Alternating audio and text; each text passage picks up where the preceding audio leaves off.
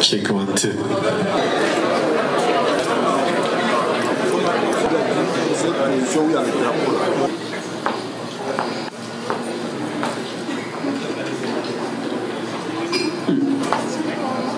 Le colonel-major qui passe en revue le détachement.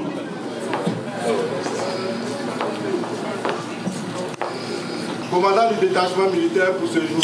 À vos ordres, mon colonel.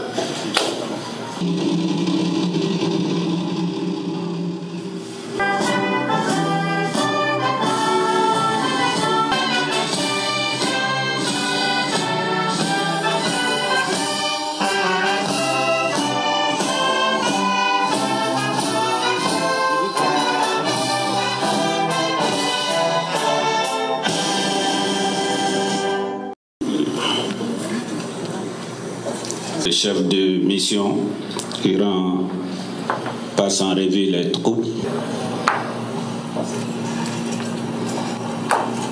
Nous allons exécuter les hymnes nationaux des deux. L'interprétation sera assurée par...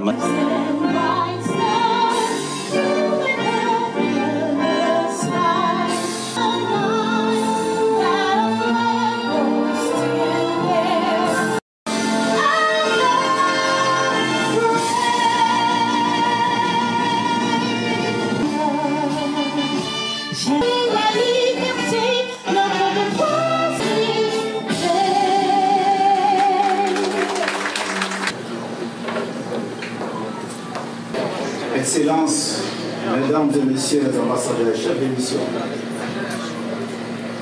Mesdames et Messieurs les représentants des institutions et organisations internationales, Mesdames et Messieurs les responsables des partis politiques, Mesdames et Messieurs les responsables d'associations ivoiriennes et de la société civile, honorables invités, chers amis de la Côte d'Ivoire, Mesdames et Messieurs,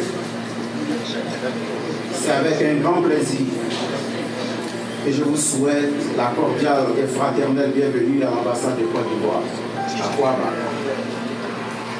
Au nom du président de la République, Son Excellence M. Alassane Ouattara, du gouvernement ivoirien et du peuple de Côte d'Ivoire, je voudrais vous remercier vivement d'être venu participer avec nous à la célébration du 58e anniversaire de l'accession de la Côte d'Ivoire à la souveraineté nationale.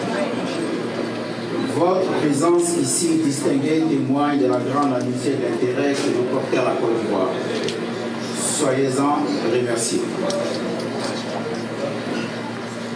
Honorables invités, Mesdames et Messieurs, la date du 7 août est chargée de symboles, de valeurs et d'émotions gravées dans les cœurs et les esprits de tous les Ivoiriens. Cette célébration est certes un moment privilégié de réjouissance, mais elle offre surtout l'occasion de dresser le bilan de l'évolution de la nation. Nous célébrons les 58 ans d'existence d'une nation qui, dès son accession à l'indépendance, s'est projetée dans une vision d'un État leader au service de ses populations et de l'Afrique. Se donnant pour symbole l'éléphant et pour choix stratégique de départ, l'agriculture et l'éducation, adossée au libéralisme économique, la Côte d'Ivoire s'est courageusement engagée sur le chemin dynamique du développement avec ses nombreux défis et opportunités. Au cours des 2 premières décennies, la Côte d'Ivoire, grâce à la vision et au leadership du père fondateur, le président Félix Houphouët-Boigny a réalisé des exploits économiques qualifiés en son temps de miracle ivoirien. C'est l'âge de la majorité acquise, c'est-à-dire celui où l'éléphant se tient sur ses 4 pattes. Cette période de face sera suivie de 2 autres décennies marquées par les crises économiques profondes qui ont plongé le pays dans une zone de turbulence socio-politique, avec pour conséquence la longue crise politique qu'elle a traversée de 2000 à 2010. C'est la période des doutes, des replis, des turbulences au cours de laquelle l'éléphant s'agenouille, mais ne tombe pas. Après l'intermède de la période de crise, qui est aujourd'hui loin derrière nous, grâce à la volonté du peuple ivoirien, et du soutien de la communauté internationale, dont les États-Unis que je tiens à saluer, la Côte d'Ivoire, sous le leadership du président Alassane Ouattara, a rapidement renoué avec la paix, la stabilité, la sécurité, et donc en marche. De nouveau, c'est le relèvement de l'éléphant qui se tient debout pour faire face à son destin. Ces pays réussissent son positionnement sur la scène internationale et clament en quelques années des succès dans tous les domaines. Au plan politique, le président de la République, soucieux du renforcement de la cohésion sociale, essaie de mener des actions dans le sens de la consolidation de la paix et de la réconciliation nationale.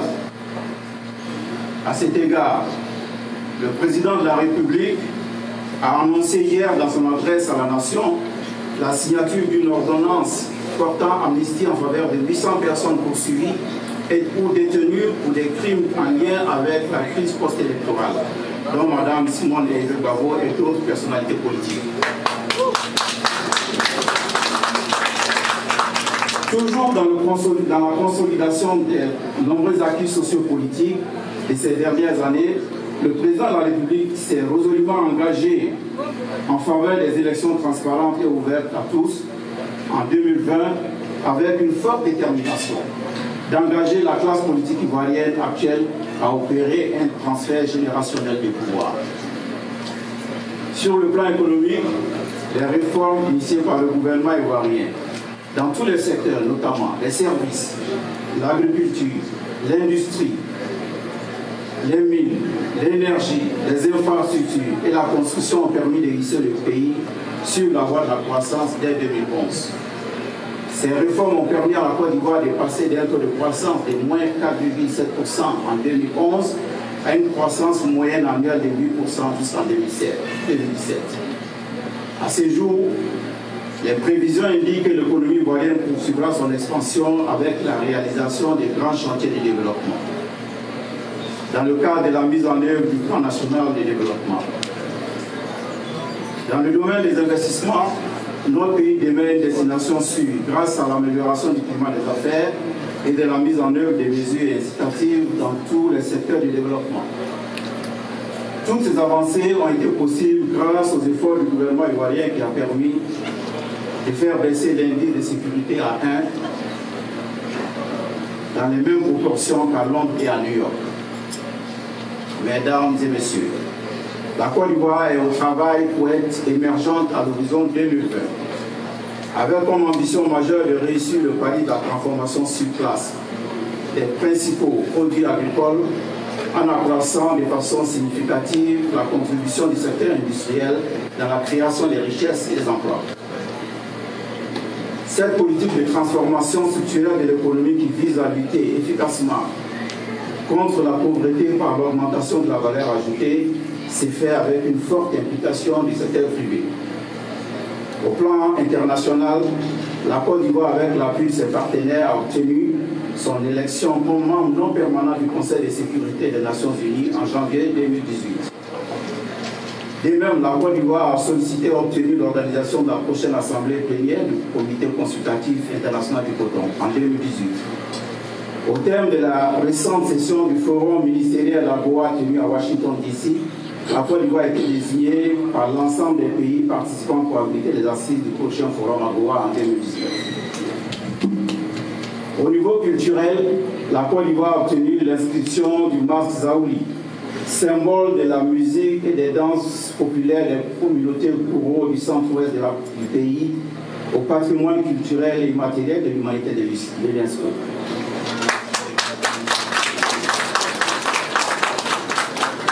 Au plan de la coopération bilatérale, je voudrais me féliciter de l'excellence des relations qui existent entre la Côte d'Ivoire et les États-Unis depuis l'avènement au pouvoir du président Alassane Ouattara. Les chefs d'État ivoiriens, pour qui ces relations sont hautement privilégiées, mettent tout en œuvre pour favoriser leur consolidation. Aussi, cette fructueuse coopération s'est soldée ces derniers mois par les résultats suivants. La signature en novembre dernier à Washington DC du programme Compact MCC Côte d'Ivoire d'un montant de 525 millions de dollars destiné au secteur des transports et de l'éducation.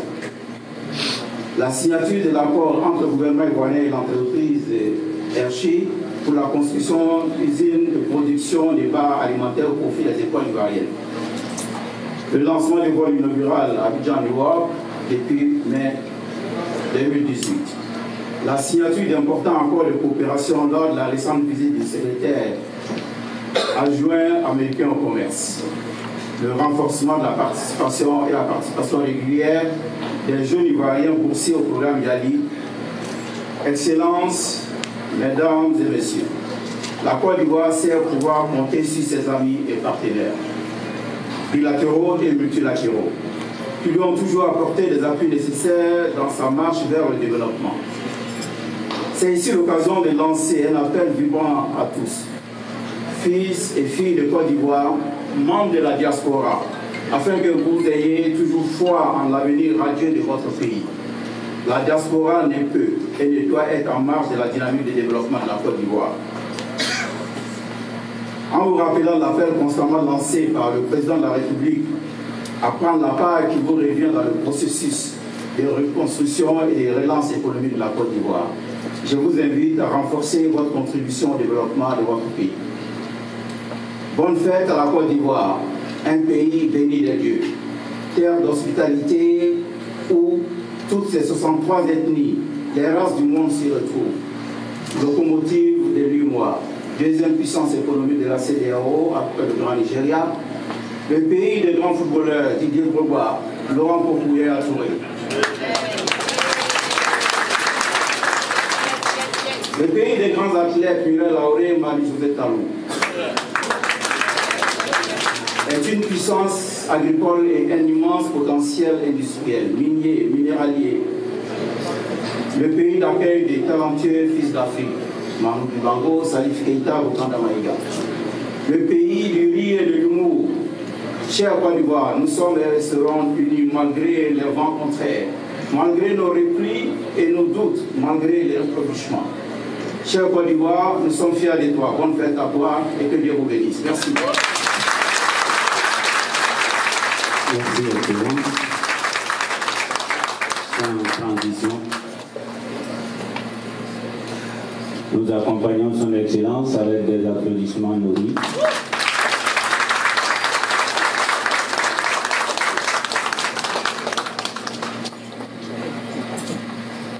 J'ai l'honneur d'inviter M. Robert Scott pour son discours.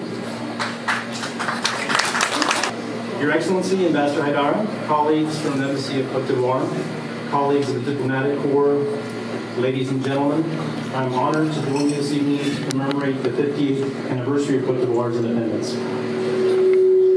As we observe your National Day, we have plenty to celebrate. Côte d'Ivoire's economic growth, as you noted, over the last few years is impressive and has rightfully attracted the attention of the American private sector. As you also pointed out, it attracted the visit of the PAC-DVIA. That was a very important trip and visit, and something that we'll be working on in the coming months and years. We are pleased to see an increase in partnership with American firms and businesses. We are also pleased that Côte d'Ivoire is the United States' largest Francophone African trading partner. Your country's leadership on the global stage, in particular, your leadership at the UN Security Council, has helped make the world a safer place. We look forward to building on this cooperation to promote peace on the continent. We will continue working together to solve some very difficult security problems, including North Korea and the spread of terrorism and violent extremism. Côte d'Ivoire also is working to undertake the reforms necessary to ensure that its economic growth and global leadership are sustainable. We are honored to support those efforts. We commend your ongoing efforts to become more open, more free, and stronger, both economically and democratically. We look forward already to the 2020 elections to build on Côte d'Ivoire's democratic development and further open up political space. Thank you again for this opportunity to celebrate with you today. I would also note that it was a pleasure to be with you at our AGOA Forum, where you had the last word, except from Ambassador Yamamoto, who always has the last word. But again, congratulations on hosting next year's AGOA Forum. Our team at the State Department and other agencies very much look forward to coming to Abidjan. I think it will be something that will be very successful.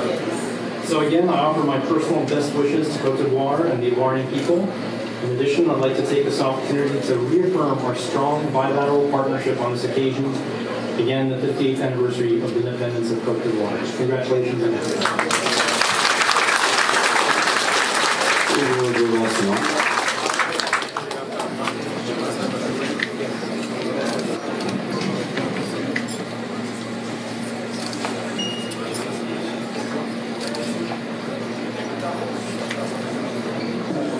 C'est un essai.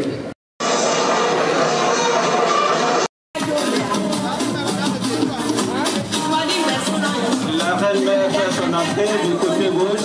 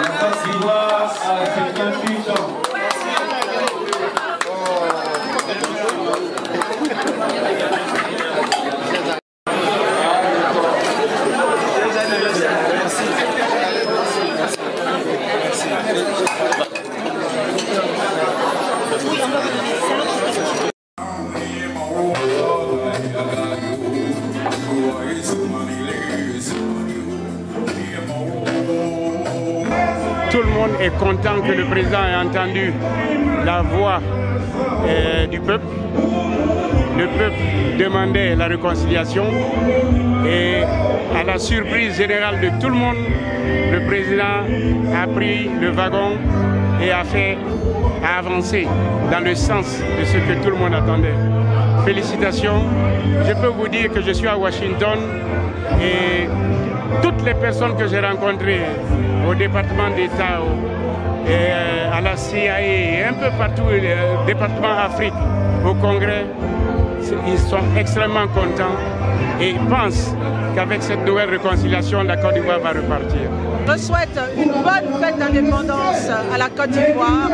En tant qu'Ivoirienne, c'est une fierté pour moi d'appartenir à cette nation et je remercie le président de la République pour le geste qu'il a fait hier, qui est un geste qui vaut 1000 bons, Monsieur le Président de la République. Le geste qui va réunir les Ivoiriens entre eux afin que nous puissions construire ensemble une Côte d'Ivoire forte. La Côte d'Ivoire est un pays béni et vraiment du fond du cœur, je dis vraiment merci au président Alassane Dramane Ouattara et que je dis la paix et l'amour, célébrons la paix et l'amour pour tous. Merci. Pour moi, c'est un acte majeur que vient de poser le président de la République. Et je crois qu'il est conscient que c'est un acte que toute la Côte d'Ivoire attendait. Je serai le dernier à être mécontent de cet acte-là. Et c'est un acte, comme je le disais, un acte majeur qui finalement tombe sur le pays comme, si vous voulez, qui a l'effet d'une pluie, par exemple, du désert, sur le plan du désert. La Côte d'Ivoire attendait ça. Tout le monde attendait cet appel. Il a fait, c'est cela la marque des grands dirigeants. Savoir à quel moment un peuple attend tel acte de vous. Il a posé, nous sommes tous contents.